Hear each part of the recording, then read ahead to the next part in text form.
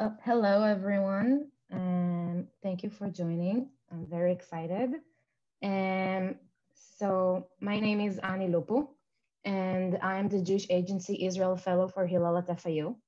On behalf of Hillel at FIU, it is my pleasure to welcome you to FIU's annual Israel Week. Every year, we organize and present a diverse series of events during this week to educate the community and learn more about the state of Israel through different aspects. Today's event is Politics and Feminism in Israel, co-sponsored by Staving J. Green School of International and Public Affairs, SIPA. The event will feature a conversation with Israeli political correspondent Tal Schneider. Throughout today's conversation, members of the audience are encouraged to post questions to send it to me, Ani, and I will pose the questions to Tal once we have time for Q&A. So, our speaker today is Tal Schneider. She is a diplomatic and political correspondent for Globe's business newspaper.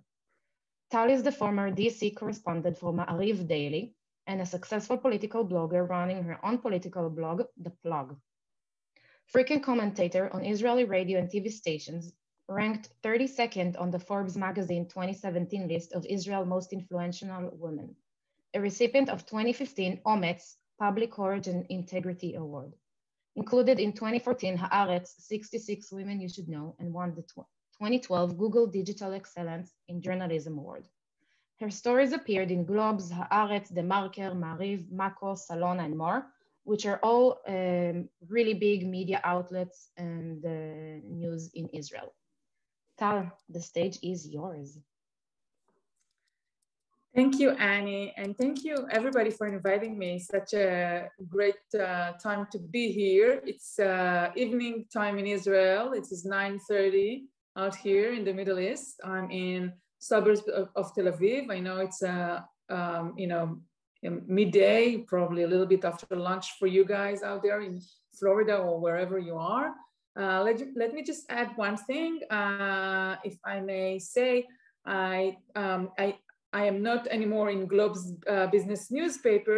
In the last couple of months, I moved to another publication. Actually, it's in English, so you can all read me. It's called The Times of Israel.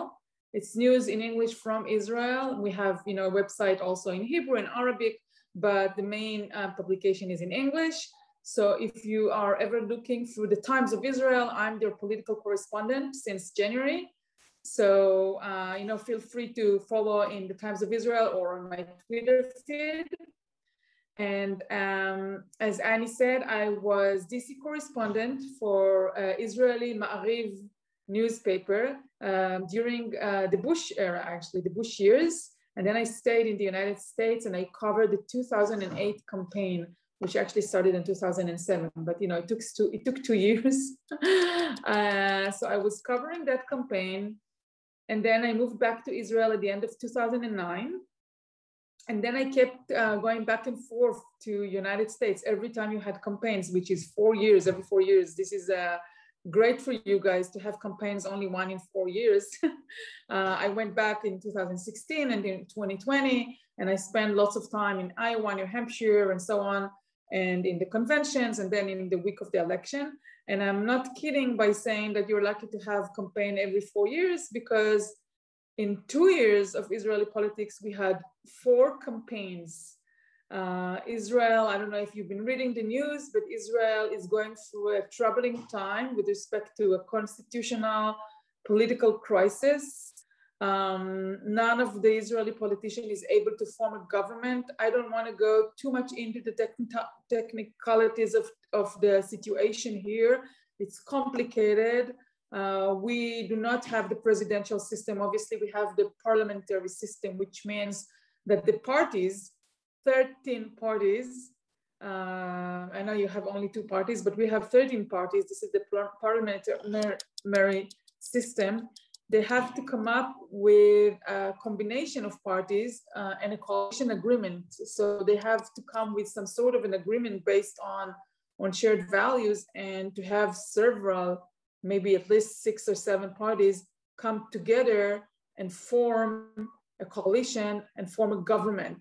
So the election were done on March 24th. The dates are mixing because this is the fourth time. But since then, and probably for the next couple of months, we still do not have a government yet. And, you know, according to the recent situation here, we think that we may not have a government at all, which means that we will go for a fifth election. It's devastating for the Israel political system. It's devastating for, you know, for everything. I mean, this is all going on during a pandemic year. You're all experiencing the same pandemic as we are experiencing here.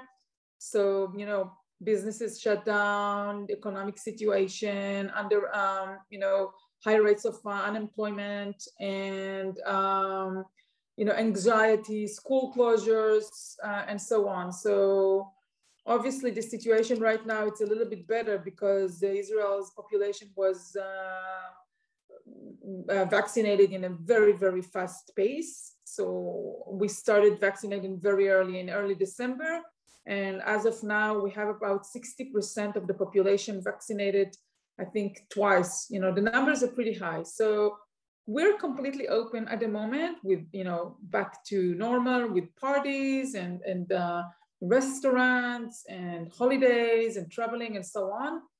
But obviously you cannot just take off this year where the kids didn't go to school for almost a year and the businesses were closed. We had three major lockdowns. Then the situation got really bad during January and February.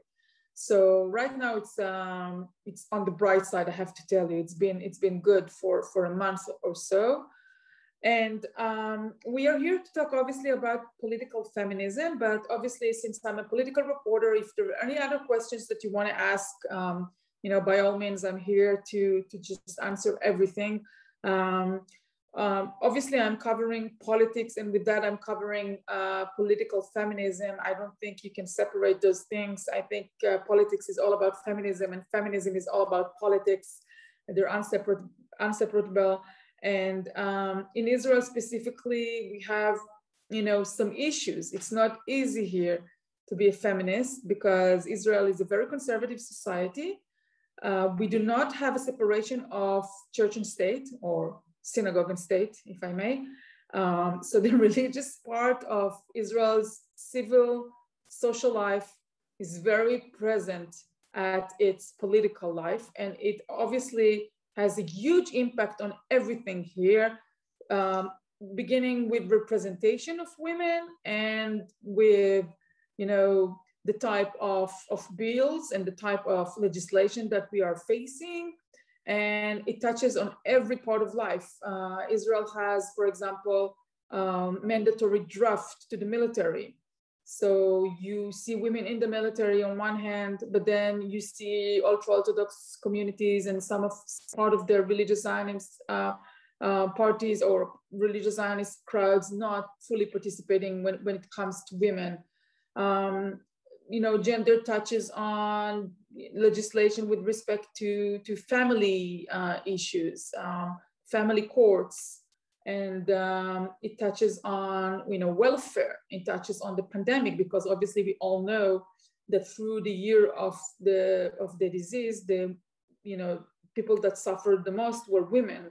You have high rate of women who lost their jobs, high rate of women who were staying at home with the kids while, you know, some of the men kept working, and you have more women on welfare and so on. So it's not just in Israel, it's all around the world. We are now also in, as I said, in this really difficult political climate where we don't have a government, and actually we also don't have a budget, a state budget. You can compare it to the situation in the United States where you have a shutdown. It happens once in a while. A shutdown means that you cannot take any expenses out of the government other than what was already agreed or what was already allocated. This is the same situation here, but it's going on for 2.5 years now. So there's a budget stoppage. You cannot take any expenses out of the ordinary or out of what was already approved. And again, it means that welfare, healthcare, education system, and also the military. They're all of their budgets are frozen, and it's very, very difficult, I think. And again, obviously, the communities that are suffering the most are, women, nurses, teachers. They're all women. It's like 90% women.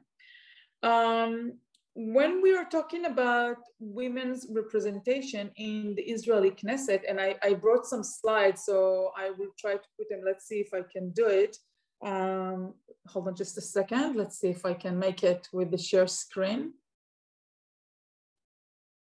So just a second. Excuse me for that. All right. This is the one. Yeah, I cannot look at it from the far. So what you see here is you see women representation in Israel is, political Knesset. Knesset is the Israeli parliament.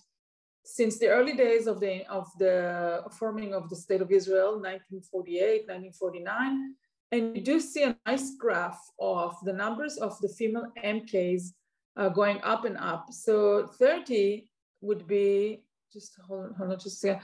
30, as you can see in 2021, that election that we had 3 weeks ago, we have 30 women MKs, and this is 30 out of 120.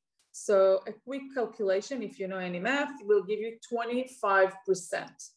Now, obviously 25% when the population of women is 50%, that's it's not enough.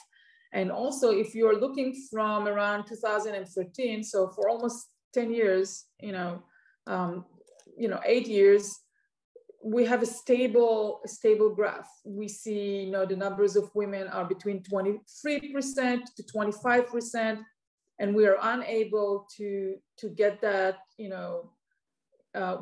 cannot get the graph go up anymore. I mean, this is it. It feels like it's stuck, and it's never going to go. It's never going to go above that. And I will explain to you why. And the reason for that is because we have several parties in Israel who do not allow women to participate. So here in this little graph, that's the 24th Knesset, which was elected 3 weeks ago. By the way, the graphs and the data is by Israel Democracy Institute. So you're looking at the Likud, that's the biggest party, and then you're looking at Yesh Atid, and the number of women, of course, it's on the purple with 8 and 5. But then you reach the third party in Israel, the third largest party in Israel, called Shas. That's an ultra-Orthodox party. And as you can see, they have no women. And then we go further than that, blue and white, Yemina, Israel Beitenu. I'm not going to go into all the names and the meaning of those parties. It's really not that important. We have 13 parties. But then we get to UTG, which is United Torah Judaism. And that's another ultra-Orthodox party. So there are two ultra-Orthodox parties. One is Sfaradi, Mizrahi. If you don't understand any term, let me know and I'll try to explain better. And the United Torah Judaism, which is Ashkenazi. And both of those parties do not have women at all. And they will, according to them, according to their charter, according to their statements, they will never allow women in. So when we are trying to go up and get into the, from 25% to 30%, maybe one day 40%, we really cannot reach that because we have a ceiling of at least two parties who comprise kind of, 15 MKs, that's, closer to 10% of the parliament, who just don't allow women to participate. Now, I know it sounds as if we're talking about early 20th century, where women did not have the right to vote. The right to vote was 1919, I think, in the United States. In Israel, by the way, we had the right to vote from the beginning, but also before the country was established in 48, the Jewish, we call it the Yishuv, the Jewish residents of this area, which back then was called Palestine, the Jewish residents have their own organization, the Jewish organizations. You all know the Jewish organization these days.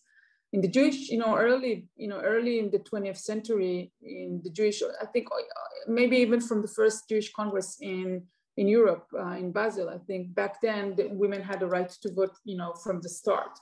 So when the Jewish organization and Jewish, the old settlements in Israel, the old Yishuv, were here before 48, between 1900 and 48, women were fully participating, elected and electing.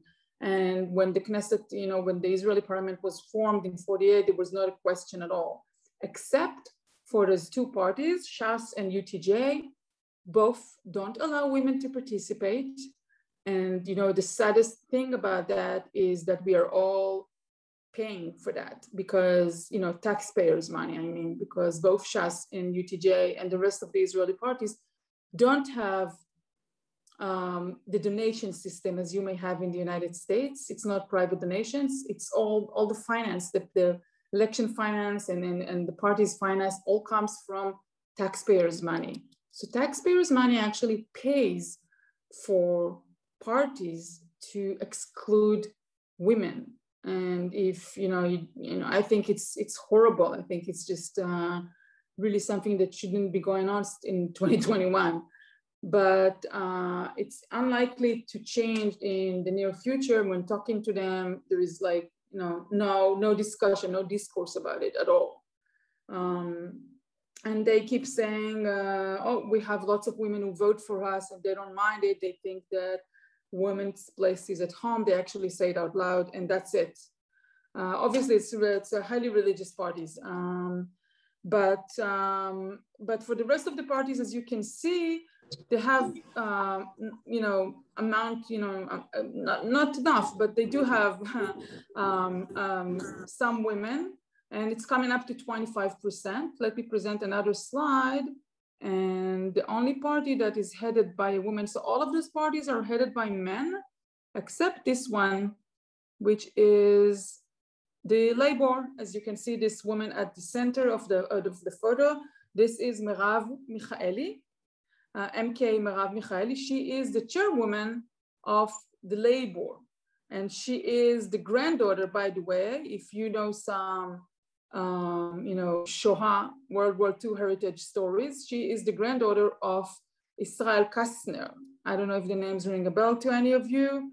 Israel Kastner, who was murdered in Tel Aviv in, I think, 1958. He was blamed by some Israelis to be a person who collaborated with the Nazis, which was untrue. And he had a huge libel and slander court, which he lost, but then after his death, he was cleared. She is his granddaughter. She was a TV persona, then she was a columnist, and now she's been politician for 10 years. And when she entered she's been in politics, she'd been in the Labor for years, but when she decided to take on the Labor chairmanship, immediately after she won, which was just a couple of months ago, her first statement was, I am the only woman who is chairing a party in this election, in the election to the 24th Knesset. And my first step as Labor chief will be to make sure that our list to the Knesset comprise of half women, half men. And as you can see in this photo, this is the 7 members of her party, and it has 4 women and 3 men. The first woman from the right with the curly hair, by the way, she is from the Arab society. So you know how women always claim that if you have more gender equality, then you may have some more of, overall equality between, minorities and if you talk about the United States, there are expectations for more Black women, for more Hispanic women, for maybe Asian women, and so on. So it is working for the Labor. By the way, this MK, the Arab MK from the right-hand side of the photo kind of steered a huge dispute in Israel because she had some really bad, Facebook posts she put on in recent years, and it's like 10 years ago, with respect to Memorial Days and so on, quite insulting things that she wrote, and she was highly criticized. And now she's almost to the sidelines of the politics, but we'll see.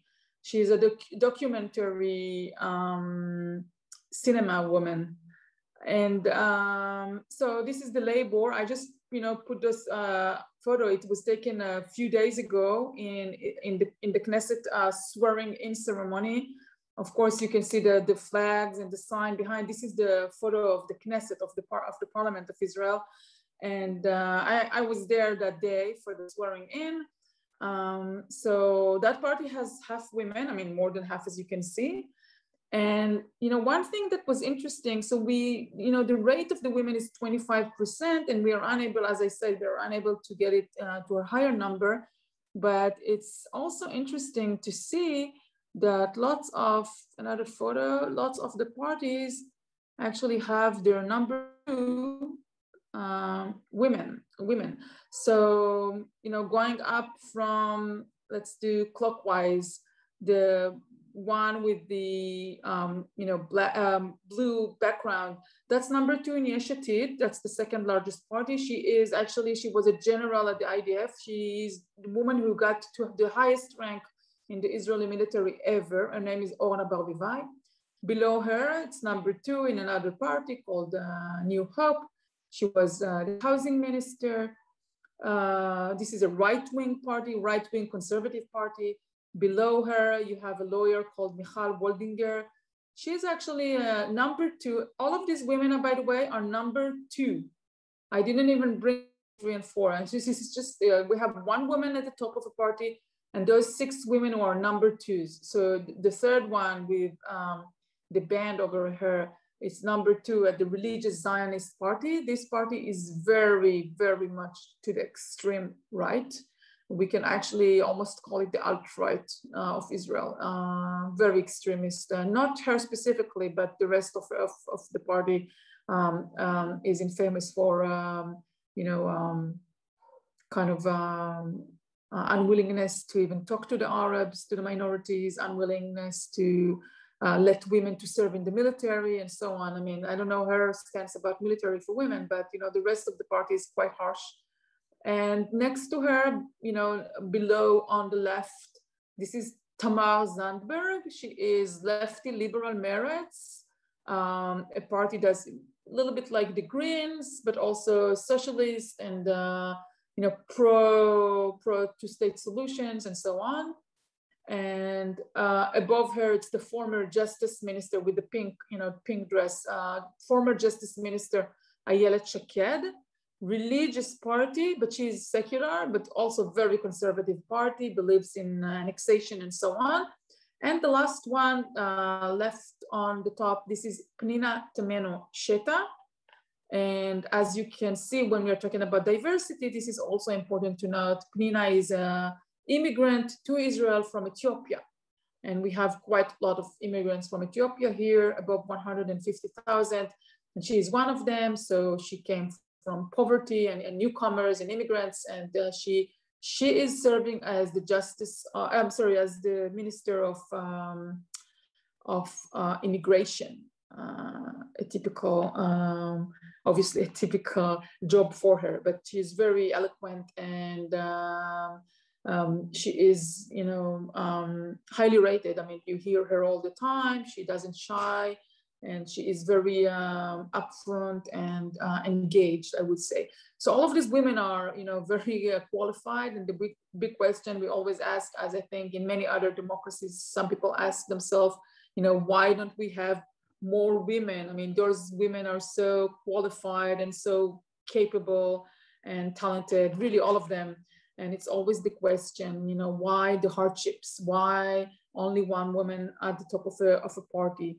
Why haven't we been able to go up from 25% to a better numbers? Why don't we see the graph goes up? We stay at the same level of 25% for almost a decade, and we don't see any improvement. So as I said, the only improvement may be number 2 at 6 parties out of the 13, and it's not enough. It's hardly enough. And then when you reach and you form a government in Israel, and it's a right-wing government, it's more of a religious government. So the 2 parties that I mentioned, the Shas and UTJ, are a big component of the government. And since they don't have any women, so obviously the government, which is the executive branch, the numbers go down. It's not even 25%, it's, hardly 10.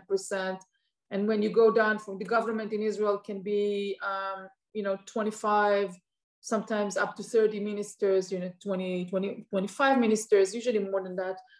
And so in order to function for the Israeli political situation to be more, functioning, they form a cabinet, which is a group of between 10 to 12 ministers who are doing security and foreign affairs only. This is the most important body of the Israel's executive branch, the cabinet. And the cabinet is a small cabinet, as I said, and sometimes this cabinet includes only 1 woman or maybe 2.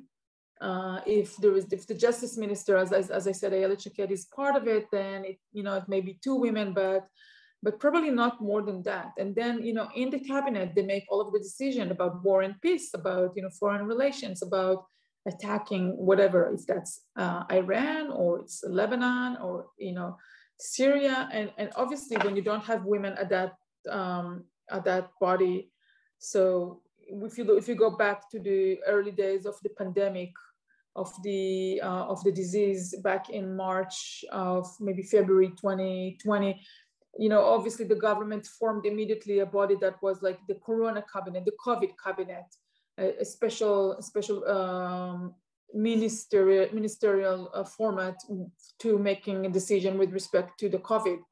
And it had no women in it. Not me personally, but some women organization had to go to the High Court and say, hello, you cannot really make those decisions about school closures and the situation at hospitals and, how to bring on medication and how to bring on, remember at first we need to, the hysteria was everywhere around the world. We didn't have enough face masks, we didn't have enough body shields, what to do with the schools, what to do with, special education, what to do with, transportation and so on.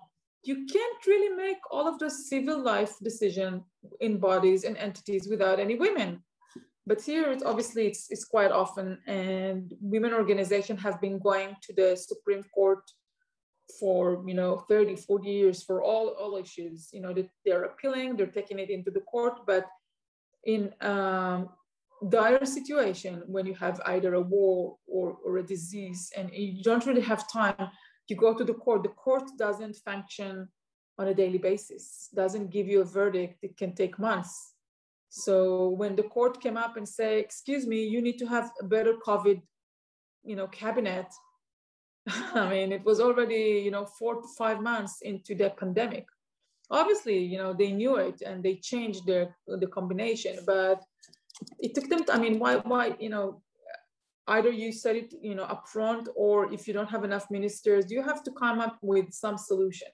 So I think, women in Israel who wants to run for the political life usually have more, I would say, more challenges because Israel society is more conservative. It's more right-wing. By the way, if you look at the data in the United States, you know that the Republicans has less women. They have less representation of women. It's typical to any Western democracies where the left or the liberals have a little bit more representation and the right wing is coming along, but it takes them more time. The same here in Israel. It all started with the liberal parties, Meretz and Labor. Meretz actually had their 50% already, more than 10 years ago. And now these days, you do see the right wing coming along, but it takes more time. And it's interesting, as I note in this slide I had with the women who are number 2, 3 of those parties are right-wing parties. So it came to that and 2 of those parties are religious parties. So the religious by their own definition. So it's happening. It just took some time, but we are not anywhere, closer to what I call the standard, the golden standard, which should be 40% representation.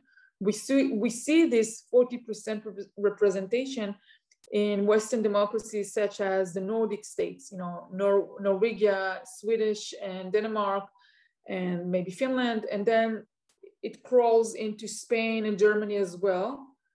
And it hasn't reached Israel yet. And the big question, will it ever reach here? So I'm really not sure about that. Hold on, just let me look at the clock. Okay. So I think as per women leadership here in Israel, there is another issue that we must tackle. Israel's civil life is, no, it's not the civil life, it's not the right term. Israel's, I would say, public life. You can really make a good success if you served in Israel's military. So IDF, serving in the IDF is kind of sometimes it may be a good entry ticket into public life.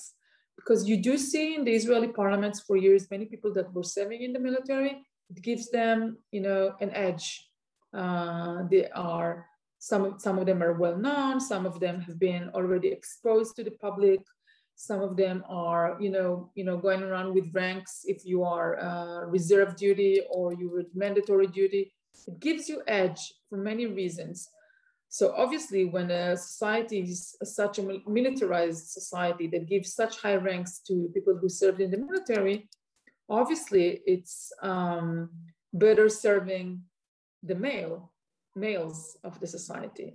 So as I said, a mandatory service here is mandatory service for women, but only if you're a secular woman. It doesn't apply to religious women. As per religious men, it only applies to religious Zionists and not to the ultra-Orthodox. I don't want to go too deep into the definitions of all of those groups, but obviously it's like certain types of religious are, doing mandatory, and other types of religious affiliation are not doing mandatory, and women are only if they're secular. So when you are a young person in Israel, not all of the young women are doing military, of course, and then later on in life, when you reach the age of 30, 35, or 40, it's harder to compensate on this aspect of, a good CV, a good curriculum vitae, of course, with your personal, achievements, which include military if you're a guy, and if you are a girl, it may include the military, it may not. And also, obviously, most of the women do not serve in combative mission. They do serve, they can do combative mission, but it's not fully, it's not everybody do it, and it's just started like a couple of years ago, maybe 10 years ago. So I suppose it's harder on the women to be a more more blunt, more demanding, and it's easier for the men. And I think we can still see it, when I'm asking myself, why do we have only 25 representation? I think some of it relates to the military service. Some of, the other parts relates to the fact that women are not trying, some of them, they just don't want to try enough, or the system is not willing to let them in. Most of those parties that you have seen here, as I showed you the graph with the parties, most of those parties don't do primaries. So it means that the person who is chairing the party makes the call who is going to be on his list to the Knesset. The only party that was doing this primaries was the Labor, actually. Labor and another small Arab party, but it's sidelined. So out of 120 people in the parliament, only 7 were actually chosen by means of primaries. Now the Likud is the biggest party with the 30 seats, also conducted primaries, but it was more than like 2.5 years ago. So I think they will conduct primaries in the future. But it means actually that if the chairman of a party did not choose a woman, then you don't have any women. And this is the result that we see. Let's talk about a bit about Me Too in Israel. I was part of a group of women journalists. We call it the Women Chapter Journalists or Women Journalists Association or so, we started to take care of this business of harassments on the screen or in the studio or in the news desk or in other, situations. We started to take care of that in 2013. It was actually, I think, 2 to 3 years before the Harvey Weinsteins and before the I think Harvey Weinstein was the one who started the Me Too. So we did tackle this issue in 2013. We managed to get rid of an anchor, very famous anchor who was really harassing lots of women on TV and off TV, in the studio or in the corridors and so on. I was part of the group that actually tackled the issue. We thought, and we still think, that Facebook actually and Twitter gave lots of women a voice and a place to be heard and to say, their issues, their troubles, without being censored or without being edited by a boss or without being said by people at the news desk what to do, what you shouldn't do. This is not right, this is wrong, you are not, you're misbehaving and so on. So we actually took it to Facebook and we posted together, maybe 15 of us, like 15 women journalists. We decided one evening that we're going to do it coordinated and in solidarity. And we posted a status together that said, we didn't name the guy, but, very fast, everybody understood who is it. And within 48 hours after we posted the same status, we just phrased the same status, and 15 women journalists, we posted it at the same time, at the same minute. And 48 hours later, everybody knew it was a huge issue in that specific channel. And this guy had to go. The management in the channel responded very quick and took him off air. And he never returned since then. It's now 8 years since then. It's just 8 years, actually. He never returned. Obviously, it was a huge public debate. We got a lot of, we were blamed to be going on a witch hunt. They said we're killing this guy. We are absolutely responsible for his death and so on. And lots of frightening, words were thrown at us. I was never harassed by him personally. I never met him actually. I knew him from TV, but I've never met him personally. But some of my colleagues obviously were harassed by him, and we were told, we heard so many stories. So that was a big issue in Israel back then. And then I remember within 2 years came up the Harvey Weinstein event in the New York Times and in other US publications. And I remember that period looking at the US media, which I read the US media almost every day, specifically the New York Times, Wall Street Journal, and Washington Post. And I think the headlines were about Me Too on a daily basis, which was quite a time. Every day you open the paper and on the front page you have someone else. And I think it felt good. I think in Israel it had its impact as well. And like any revolution, obviously it has its twists and turns, and it takes a toll on some of the people. But seeing those issues on feminism and on gender issues when they are global and when they are universal and they're not just Israelis. It felt really important and encouraging. So obviously since then, since that event here, the name of the guy was, by the way, Emmanuel Rosen. So since the Emmanuel Rosen events, things have changed here. Things have changed. And I think maybe, I'm not sure harassment have went away or went down, but I definitely think that workplaces are more careful and are more observant. And I think workplaces are more,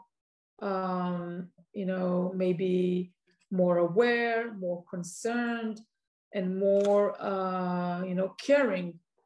And yeah, social changes take time, but that one was, big step. So as I said, we have our Me Too in Israel as well. By the way, about maybe a month ago, a very prominent, well-known person in Israel called Meshi Zahav, who was ultra-Orthodox and a chair of, how would I say that? Like an organization who deals with life-saving, like one of those,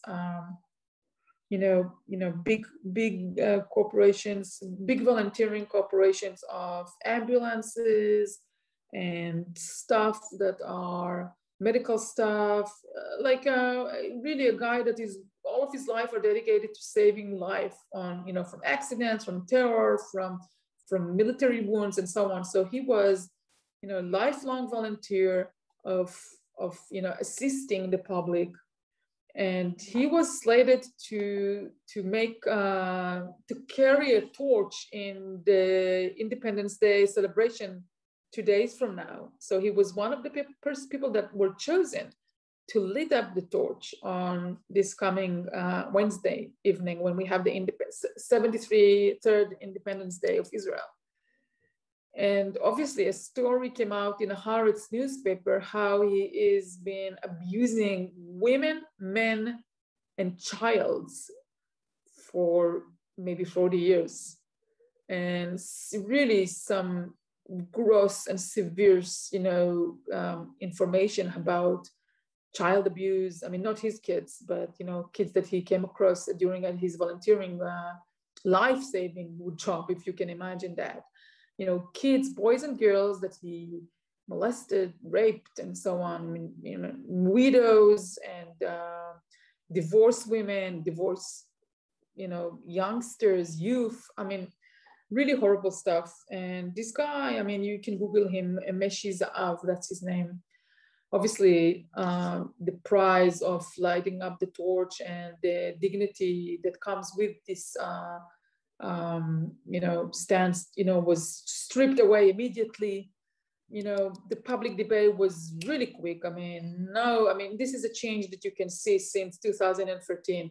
There was not really, once the story came out in the newspaper, from that until the time that he said that he's not going to light the torch, maybe a couple of days. So the debate that we went through in 2013 of what are you doing, witch hunt, why do you do that, you're killing this person, and so on. all the blames that were put on the journalist.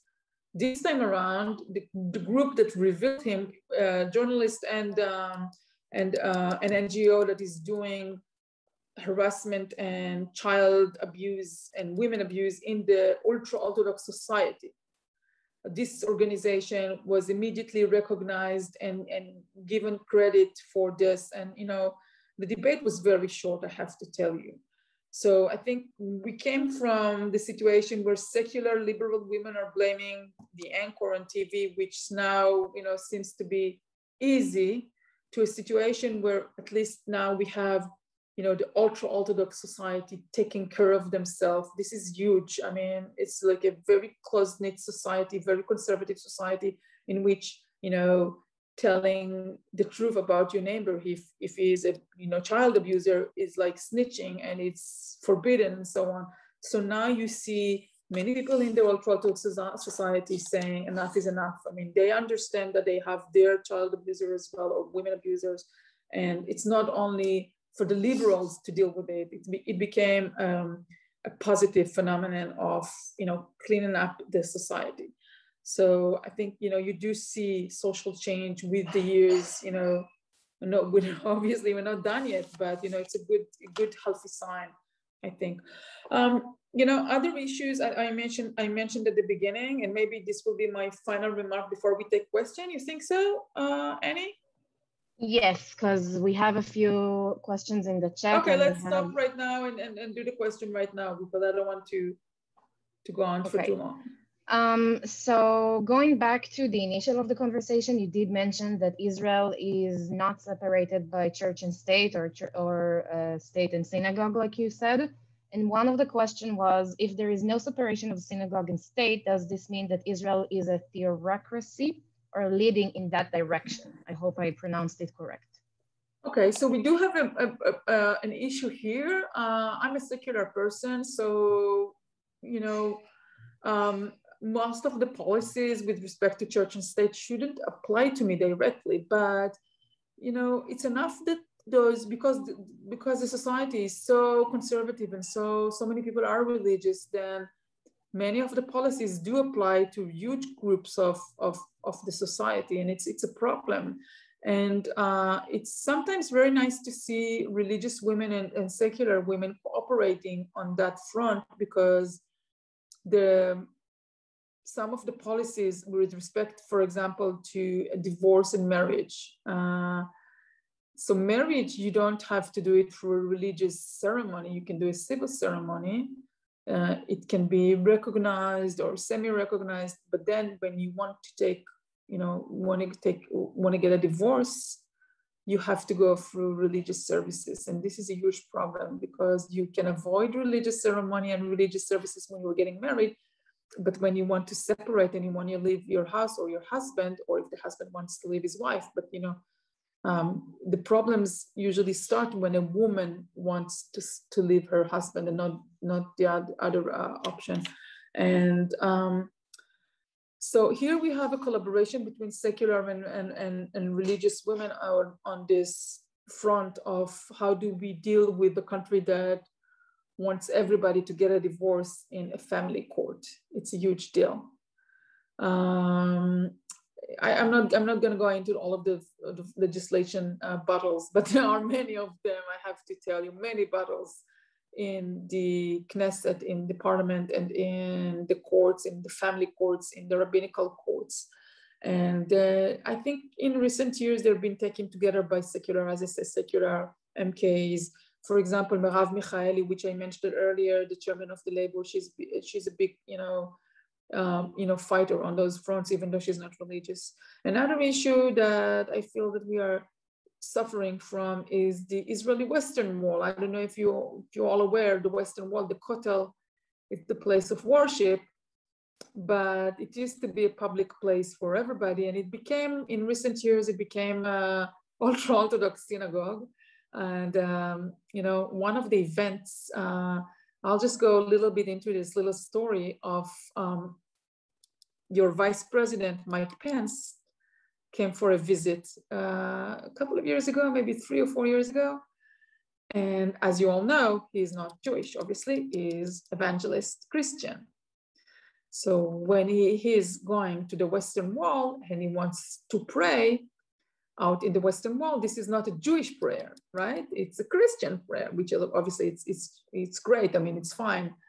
But, I thought that the religious ceremonies or the religious rules, probably that's my opinion, shouldn't apply when a Christian person is making his prayer at the Western Wall. And why do I tell you this? Because, the American embassy in Israel, the American embassy, obviously, from a country that has separation of church and state, invited us reporters to come to the Western Wall to cover the visit of the vice president to this place, to this holy place. And a night before that, I asked them, I want to come over. But if I am going to be separated, you know, in the Western world, they separate women and men because at least, you know, at part of the time there is a religious ceremonies going out there, Jewish religious ceremonies. I told him, if you're going to separate me, then I have no point as a reporter. I'm not going to pray. I'm coming to work. And if I cannot see the vice president because I'm separated, because I'm a woman, there is no point in coming. And they said, no, you should come. It's going to be fine. Don't worry. I said, are you sure? They said, yes. Then I came. And obviously the rabbi of the Western world did not allow us women to get close to where the vice president was standing.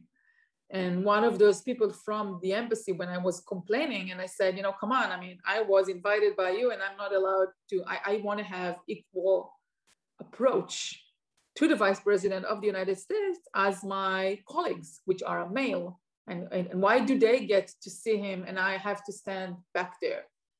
And I've asked this in advance, and obviously there was not a Jewish prayer going on at the same time, because as I said, they cleared the place for him. You know, no one entered, and it's in the outdoors, but you know, the entire place was cleared. And they said, you know, if you're so worried about covering, why won't you turn your head around and there is Mrs. Karen Pence? Why don't you write about her? You're a woman journalist, you know? I was like, really? This is your answer? I mean, I am a reporter. I'm here as a professional. I came to cover the elected official. I did not come to cover his spouse. So anyway, it didn't work very well. We were standing there, a couple of maybe 10 journalists, and we started, you know, we were waiting. We were invited like 3-4 hours in advance, like it's usually happens with the media. They, you know, invite you. So we have lots of time waiting for the vice president. We started a hashtag on Twitter, which was called the Pence fence, because they put us behind the fence. And Pence fence kind of caught fire really quick on Twitter. I actually was retweeted by CNN anchor, Christiane Amanpour, which was great with her millions of followers. And immediately the embassy started to worry, you know, the public reaction was, you know, harsh.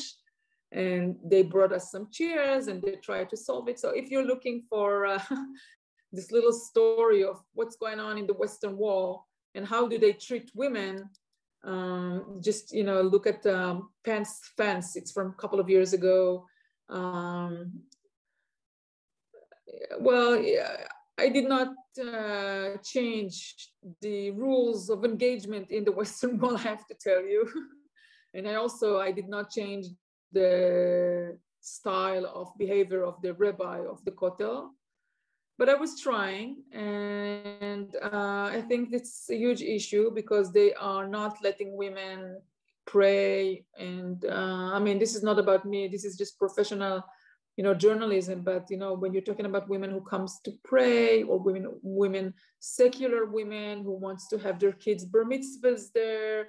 I mean, this is a national heritage location, and it became a completely male-dominated location in recent years, not allowing women to enter. There's a lot of fights going on, but yeah, I mean, the question was about separation of church and state, and we are not in a very good situation. And I think lots of women here are both secular and religious are fighting. You have lots of NGOs and lots of civil, you know, involvement, but I don't have, you know, it's not like I have, you know, good answer for that.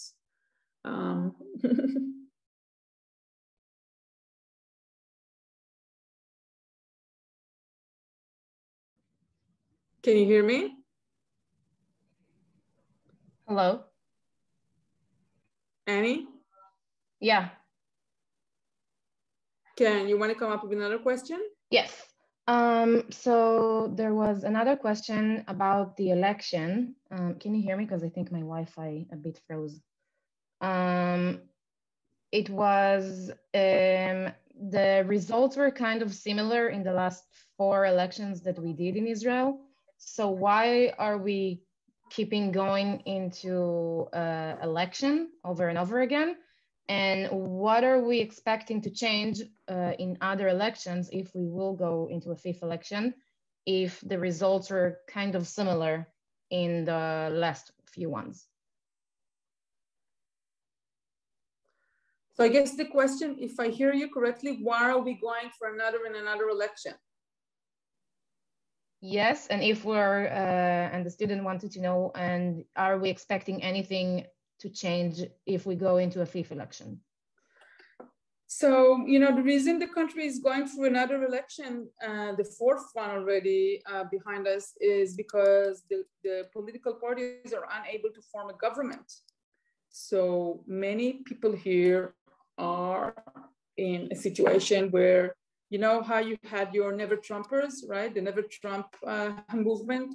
Here there is the Never Bibi movement. It's called here Just Not Bibi. We have a name, we call it J and B, Rak Lo Bibi. So it's just not Bibi. So many parties in Israel, both left and right, are unwilling to serve under a prime minister who is standing trial for bribery. And because of that, because you have many parties who are unwilling to serve in his government, Netanyahu, Bibi, who is the prime minister, the outgoing prime minister, is unable to form a government. And because he is also unwilling to step down. Well, he doesn't have to step down because the law doesn't abide him to step down when you are under trial. But the situation is that every time that he is unable to form a government, the rule in Israel, the bill, the laws are of an automatic dissolvement. So, for example, you know, if you set up a government and the government doesn't put forward a budget or doesn't, you know, a budget is like the most important bill of the government. And if the government doesn't put forward a budget and the Knesset doesn't vote on a budget, then there is an automatic snap election. Or, for example, if neither he or any of the other contenders are able to form a government, the law says snap election. So no matter what the situation here, we are in a repeating cycle of election because most of the parliament is unwilling to serve under him in his government, and this is the situation at the moment. And when we say that, I mean, he has 30 seats. If you want me to put back the chart, he has 30 seats, which is the biggest party. The next party has 17 seats. So it's far behind. I mean, almost double. So the chairman of the other party, which his name is Yair Lapid, he's the opposition leader. He is also unable to form a government, even though theoretically he has most of, you know, the opposition seats. If Netanyahu has, you know, the Israeli parliament is 120, Netanyahu has 59, the other side must have 61. But obviously the 61 are unable to come up with a solution for a government because it also, the other 61 comprise of Israeli minority Arabs, with which it's a huge problem. I mean, from their side and from the rest of the party's side, they're unable to come together and form a government. So the other side is actually not homogeneous, not united. And the Netanyahu side doesn't have enough numbers. And as long as he's under the trial, which will, you know, it's been going on for a couple of years now, and we expect it to keep on going on for another, you know, at least 2 years, we don't see a solution in sight. Okay, thank you so much, Tal. I'd like to thank again to the students who arrived today and to our co-sponsors today, Stephen J. Green School of International and Public Affairs, We invite everyone to join us this evening for the next event in the series, a panel discussion of global art with Israeli artist Shai Tal at 6:30 p.m. Registration details and information about the entire week event can be found in the link that we will post in the chat in a sec. I posted it now. Other than that, Tal, thank you again. Thank you to the student who attended today. It was lovely and very interesting. And as an Israeli also, thank you for listening. And if anybody have more questions, you can find us on Instagram at FAU Hillel, and I will, if Tal agrees, I will send it to her in the email. And sure. Other than that, thank you everybody, and see you tonight. Thank you so much. Thank you, Tal.